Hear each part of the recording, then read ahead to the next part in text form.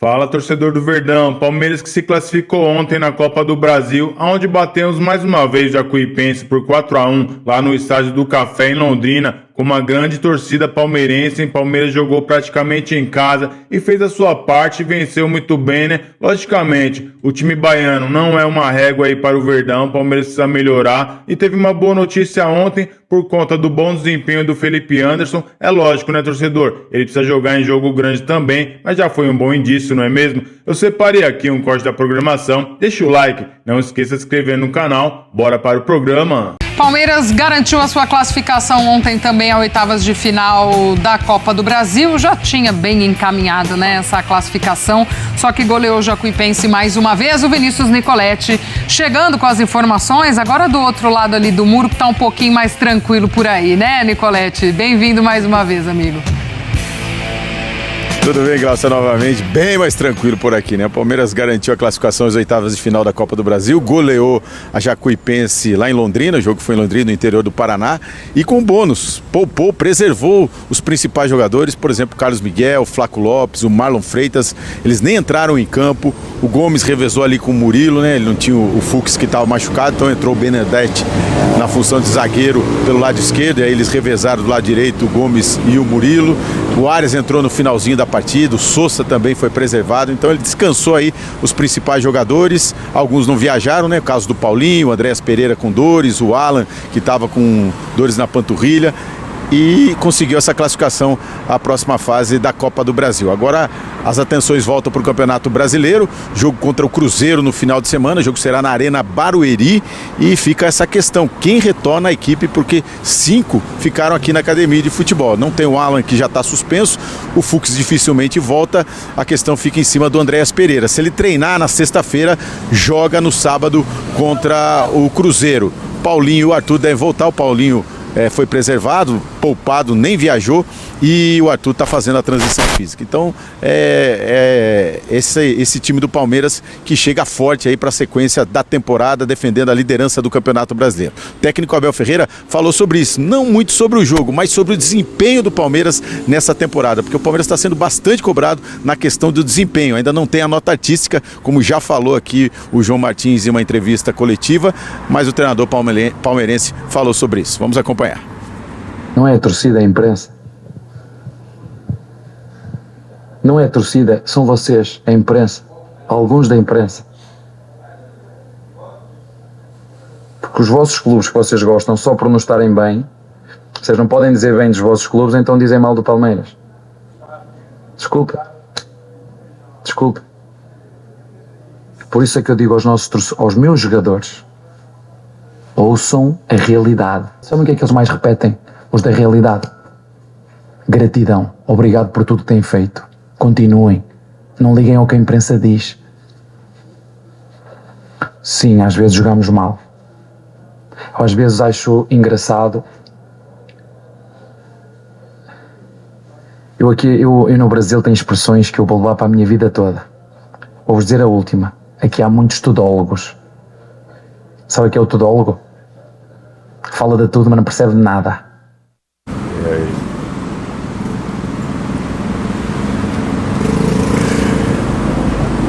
E aí, Glaucia, você gostou do tudólogo? Tem algum tudólogo aí na ESPN? Questão é o seguinte, Glaucia. Questão é o seguinte, muito bom. O Abel aí tá com 16 jogos de invencibilidade, vocês falavam ontem da invencibilidade, né? Já tem 16 jogos, ele tem 2 invencibilidades no Palmeiras aqui. 2023 e até 24, 20 jogos é o recorde dele no comando do Palmeiras nesses 5 anos. Já ficou 19, 20 e agora tem 16. Ganhando ou perdendo, 16 jogos de invencibilidade, já fica a contagem regressiva para ele bater esse recorde de 20 jogos sem perder, comandando o Palmeiras. Como disse o treinador, deve ser chato não torcer pro Palmeiras. Essa foi a expressão dele.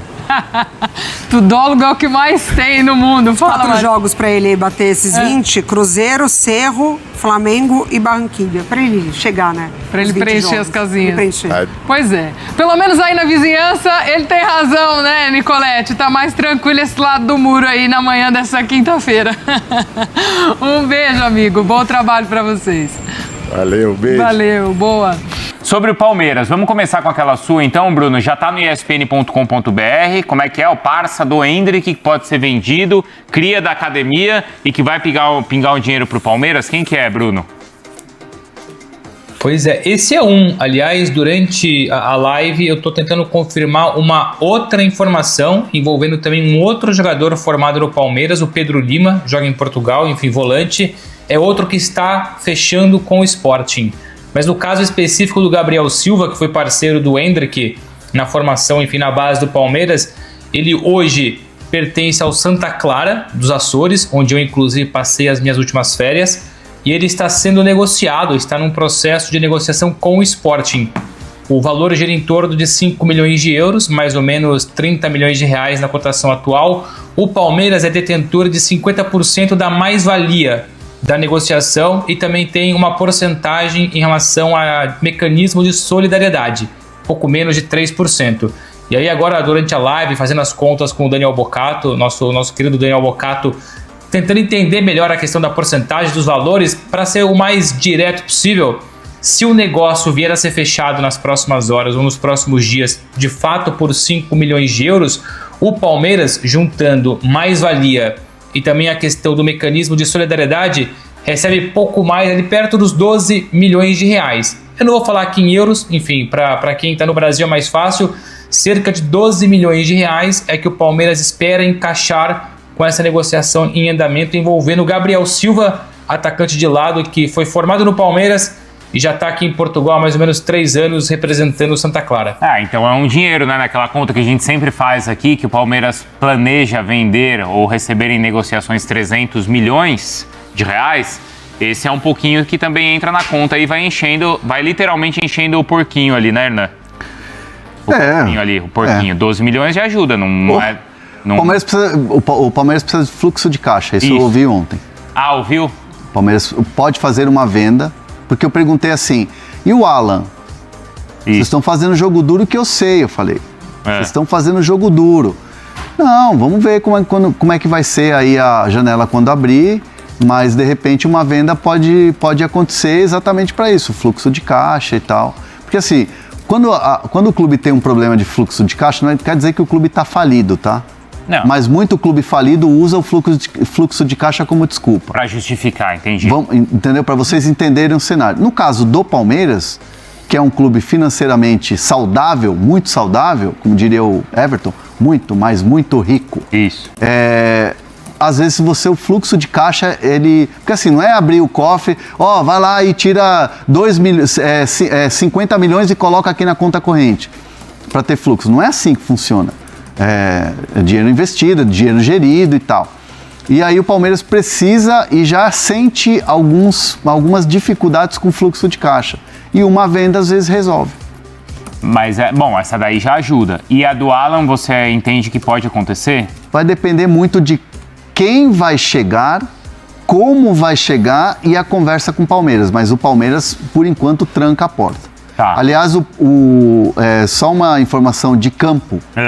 O Alan vai ser desfalque sábado contra o Cruzeiro. Ele não joga, né? Não joga. Por causa de uma contusão. Foi no treino, não foi a contusão?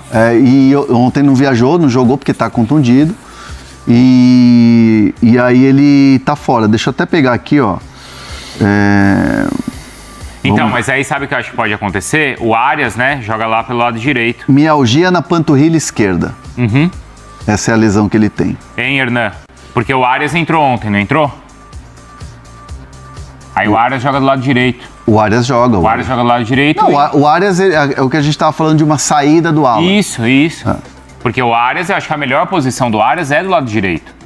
Aí o Arias pode jogar do lado direito e, de repente, aí ele pode colocar o Maurício, pode colocar ou pode deixar até o Felipe Anderson, que ontem eu não sei o quanto recuperou confiança também. Você acha que um jogo contra o Jacuipense é suficiente para um jogador recuperar a confiança? Acho que sim. Ajuda, né? E acho que acho que o Felipe Anderson conta muito com a torcida dos companheiros. Sei. Porque ontem ele faz o gol, vai todo mundo abraçar ele. E todo mundo fica feliz com o desempenho dele. Uhum. E já tinha acontecido isso no jogo da ida no Allianz. Quando ele faz o gol, todo mundo vai lá abraçar ele. É verdade, ele fez também, né? Fez. Contra o Jacuipense no Allianz, E o Abel na entrevista falou, cara, é muito de confiança. Ele falou sobre confiança em 2 jogadores. Aliás, a entrevista do Abel ontem foi muito boa, hein? A coletiva. Foi. Eu achei muito boa. Depois posso até repercutir um negócio ali que ele falou. Mas ele falou de confiança, ele falou dele e falou do Kelvin. O Kelvin chegou na cara do gol contra o Remo e não chutou. Ele falou, às vezes falta a confiança, a coragem, e isso daí precisa trabalhar com os caras. E é verdade, né? Sim. É possível notar isso, não é, Bruno? Acho que esse caso do Kelvin no jogo contra o Remo foi muito evidente. Porque ele chegou na cara do gol. O time só, né, é fácil criar assim, o time só dá chutão, o time não sei o quê, o time não chega. O Palmeiras trabalhou a jogada dentro da pequena área. Sim. Não chutou, passou pra trás. Aí depois ele tava desesperado, de fora da área, deu um chutão pra cima. Sim. Não, assim, o Abel, ele ontem tava curioso, tava engraçado, né? Porque, por exemplo, ele pedia a jogada que foi treinada. Sei. Kelvin com Felipe Anderson, jogada trabalhada no chão. Aí, às vezes, o Benedetti, plau! Chutão. Aí o Evangelista, pau, lançamento longo. Ele virava para a comissão técnica e falava... E aí é óbvio... Cara, o que eu vou fazer, velho? E aí é óbvio que contra um adversário mais fraco, e com a vantagem que o Palmeiras tinha, Sim. É mais fácil você, entre aspas, treinar, né, durante o jogo. Sim. O adversário acaba permitindo isso e é a vantagem que o Palmeiras tinha. Porque os caras estavam atrás da linha da bola. Ele não vai fazer isso no Palmeiras e Cruzeiro no final de semana. Não.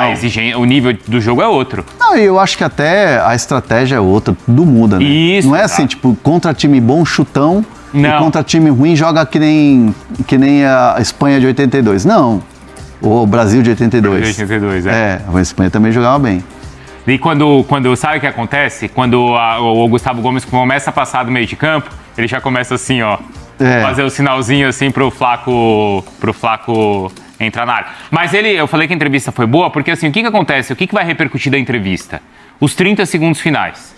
Que é o corte quando ele fala assim, que não deve ser fácil pra quem não é palmeirense. É o que já tá repercutindo. O que vai, o chilique vai vir daí.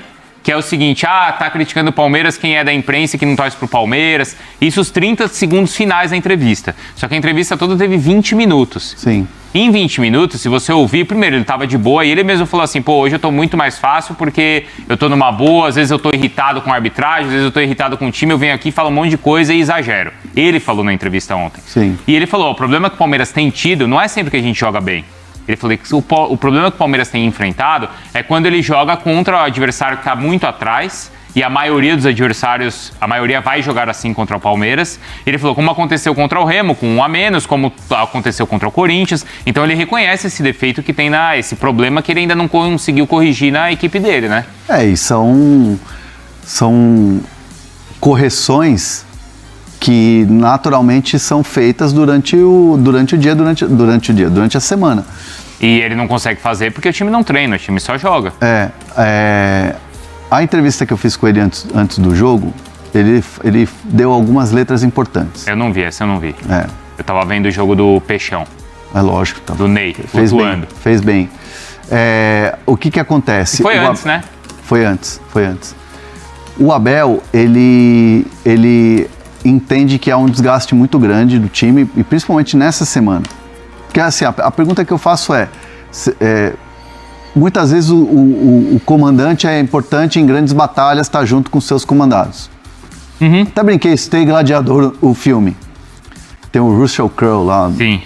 Que é o Máximos, isso, sei lá, isso. Dono da Legião, não sei das quantas. Isso, é o comandante dos guerreiros.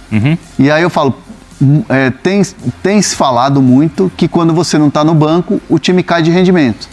Como é que você vê isso? Aí ele falou, obrigado, aí você tá me dando moral, né? Porque quando eu tô, o time joga bem e tal. Tipo, ele tava bem humorado ontem. E aí ele fala uma coisa que no jogo contra o Remo, era impossível você cobrar rendimento do time. Ele até fala umas frases um pouco mais duras e tal, porque foi um jogo que não era para ter acontecido. Então assim, o Abel Ferreira acha que aquele jogo tinha que ter sido adiado. No pensamento dele, aquele jogo, da maneira que foi, com o aguaceiro que caiu, por causa do gramado, era para ter sido adiado. No pensamento do treinador. Então, assim, o Abel me disse ali no momento, que ele, quando fala com alguém, esbraveja com alguém, não é direcionado a uma pessoa. Não é para o Rodrigo Sintra da comissão de arbitragem, não é para árbitro tal, não é para fulano, não é. Ele falou assim, eu não me dirijo a pessoas. O que eu tento falar, eu tento debater são as ideias que são colocadas hoje. Então, assim, é aquela coisa de combater o que é feito e o que é mal feito no pensamento dele. Então, tipo, aí o exemplo, o jogo contra o Remo, o aguaceiro que cai, não dá para jogar futebol ali, tinha que ter sido adiado o jogo. Então, assim, no pensamento do Abel, é isso. E é impossível você criticar um time nessas condições. E é impossível você adiar o jogo, como, aliás, aconteceu recentemente no jogo do Vasco, aconteceu em final já ali do Flamengo com o Botafogo, por conta do calendário. Você não tem brecha para remarcar a partida. Né? Aliás, se fosse consciente, já não teria nem marcado às 4 da tarde, já marcaria o jogo para a noite. 7 da noite, 6 mas aí tem a TV, tem... Exatamente, aí tem os outros interesses, é isso aí. E todas essas justificativas que ele apresenta, na minha opinião, elas são válidas, porque elas são reais, são fatos, tudo isso é realidade. Sim. Mas é algo que não vai mudar aqui no Brasil. O campeonato vai ser assim. Vai ser ruim assim, vai ser ruim sempre. E aí você não pode, eu concordo com ele, é difícil você exigir muito mais qualidade de jogo das equipes. E nenhuma joga tudo que pode. Pô, o Flamengo se os gramados no Brasil fossem bons, se o calendário fosse melhor, o Palmeiras jogaria mais, o Flamengo jogaria muito mais, o Cruzeiro jogaria muito mais. Sim. Todos os times jogariam mais. Sim. Aí foi o que ele falou até na entrevista, que foi engraçado. Ele falou assim, pô, não adianta, eu posso ter o melhor carro que eu tiver aqui em São Paulo, só que com um monte de buraqueira que é na rua, eu não consigo andar. Claro. Não é verdade? Você não vai acelerar no buraco. Foi o que ele falou. Se eu trouxer uma Ferrari aqui em São Paulo, o melhor carro do mundo, a Ferrari, com o buraco que tem aqui, o carro vai sair todo raspado. Sim. Não é verdade? O amortecedor vai pro vinagre. Ô, Bruno, estão perguntando aqui, ó, não é o Daniel Bocato. Sempre que o Bruno fala do Daniel Bocato, o pessoal entende que é outra coisa. Não é outra coisa, é o Daniel Bocato. Não é o Vorcaro. Não é o Vorcaro, é o Bocato, do ESPN.com.br. Pessoal. Ok. Mas, aliás, por falar em Daniel Bocato, desculpa aí, enquanto vocês estão falando e estão explicando, eu estou aqui numa apuração com ele, só para reforçar, a gente falou agora já do Gabriel Silva, que está trocando o Santa Clara pelo Sporting, e o Sporting, enfim, o Palmeiras encaixa pouco mais ali de 12 milhões de reais entre porcentagem de mais-valia e mecanismo de solidariedade. E aí, durante a live, eu estou aqui conversando com uma outra fonte de Sporting para tentar entender o caso envolvendo o Pedro Lima, volante, mais um ex-Palmeiras, mais um formado no Palmeiras. E o Palmeiras também recebe uma porcentagem, 30% dos direitos da negociação, ou seja, 30% do valor global da negociação. O negócio foi fechado entre Aves de Portugal e Sporting também de Portugal. Para quem não lembra, o Pedro Lima passou pelo futebol inglês, passou também pelo futebol da Croácia, até chegar aqui ao futebol português. O Palmeiras manteve 30% dos direitos. O negócio sendo fechado em 3,5 milhões de euros. Na cotação atual dá mais ou menos aí 20 milhões,5 de reais. Você pega 30% disso, dá pouco mais de 6 milhões de reais. Então o Palmeiras garantidamente recebe pouco mais de 6 milhões de reais, porque também tem aqui a conta com o mecanismo de solidariedade. O Bocato está fazendo a conta para tentar confirmar. Mas é mais aí uns 6, 7 milhões de reais que o Palmeiras encaixa com mais um jogador formado. Enfim, não chegou a ser um grande profissional no Palmeiras, chegou a estrear evidentemente, mas vai muito ao encontro do que disse o João Paulo Sampaio pra gente há algumas semanas no Fala Fonte, que o Palmeiras tem como, enfim, filosofia segurar percentual de jogadores à formação. Ora 20%, ora 30%, ora direitos de direitos econômicos, ora mais-valia, enfim. O Palmeiras, sempre que alguém da formação da base é vendido na Europa, o Palmeiras acaba recebendo de uma forma ou de outra. Só com esses dois que eu falei, Gabriel Silva e Pedro Lima, o Palmeiras por baixo recebe pelo menos 20 milhões de reais. Então, elogio do Pedro Lima, e tem gente no chat elogiando o Eric Belé, que jogou ontem também. Jogou bem.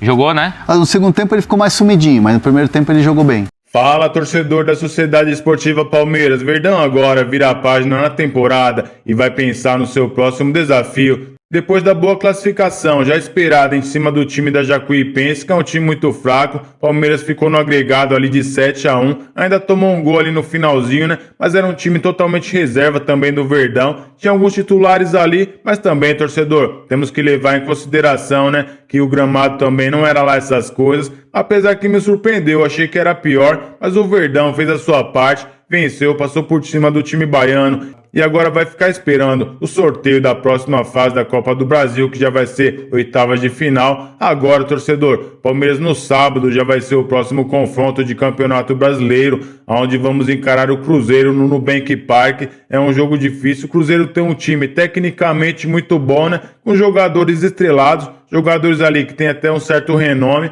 mas o Palmeiras tem todas as condições de vencer mais uma partida. Inclusive, a vitória vai ser de suma importância, viu, torcedor? Porque a distância para o segundo colocado diminuiu. Agora o Verdão está com 34 pontos, o Flamengo está com 30, só que eles têm um jogo a menos que vai ser realizado no Maracanã contra o Mirassol. Então, o Verdão precisa vencer e até, quem sabe, né, dar uma secadinha no time carioca depois desse confronto contra o Cruzeiro. O Verdão, na próxima quarta-feira, dia 20, vai encarar o Cerro Porteño em mais um confronto aí da Libertadores, o jogo que vai ser na nossa casa novamente. Palmeiras tem um grande retrospecto ali jogando contra o Cerro Porteño, que é um time que o Palmeiras vence direto, né? Agora, vamos encarar eles novamente na próxima quarta-feira. E depois, torcedor, desse jogo aí contra o Cerro, que vai ser na quarta, no dia 23, vai ser fora de casa, vai ser uma mini final ali de Campeonato Brasileiro contra o Flamengo, viu? Fora de casa, um jogo difícil, a gente sabe. Vai ser ali uma mini final. Tomara que o Palmeiras possa se portar bem nessa partida e, quem sabe, vencer o time carioca. Aí, torcedor, a gente vai dar um grande passo para o nosso título aí de Campeonato Brasileiro, né? Temos que jogar sério, jogar com tudo, jogar ali, não só se defendendo, temos que atacar o time carioca. E eu tenho certeza que o Verdão vai surpreender toda a mídia e conquistar mais uma vitória arrasadora em cima do Flamengo. E eu vou ficando por aqui. Deixa o seu like e não esqueça de se inscrever no nosso canal. Então, até uma próxima.